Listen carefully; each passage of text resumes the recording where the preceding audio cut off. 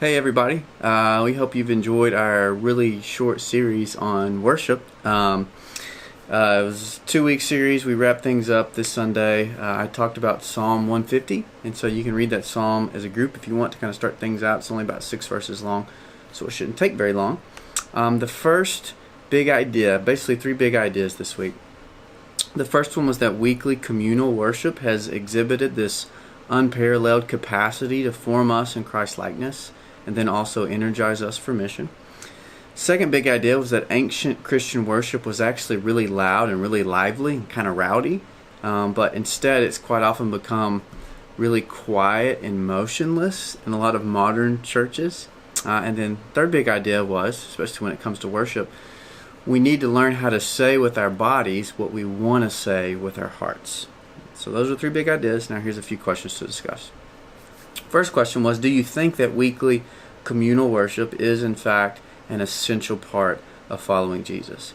Now, I know you know what the answer should be, so what I want you to do is make the best case you can for why it is essential, but then also make the best case you can for why it wouldn't be essential. Like, with all the technology nowadays, why can't I just stream a podcast and then stream some praise music? Why do I actually need to show up week after week for communal worship? Second question, we talked about how loud music and dancing was this part of ancient Christian worship, and yet in many circles it's been replaced by soft music and then kind of standing still, or at least as motionless as you can.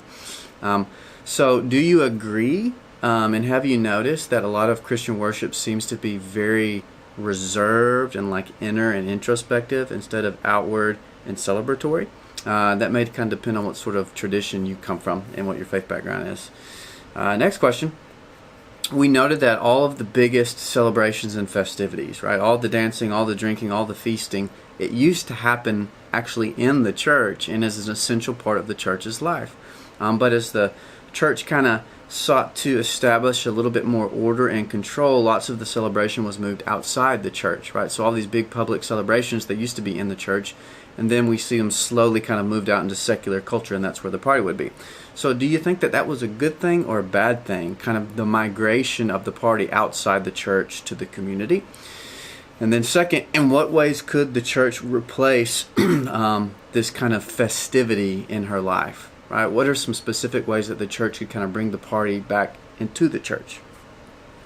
Next question, I said that a basic principle of spirituality in general and then worship in particular was that you want to learn how to say with your body what you want to say with your heart. So do you struggle saying with your body what you want to say with your heart? Right? Are you very reserved and guarded and self-aware? And if so, why? Why do you so struggle saying with your body what you want to say with your heart? And why would it be important to do that? Last question that's kind of related. Why do you think that so many of us are so self-aware and so guarded when it comes to worship in particular, but sometimes just the way we practice our faith altogether? We're a very self-aware, guarded people. And why do you think that is? And why might that not be a good thing? So I hope you enjoyed the shortest series, I think, in the history of the Vista, and that you have some good discussing and a good Thanksgiving. Bye.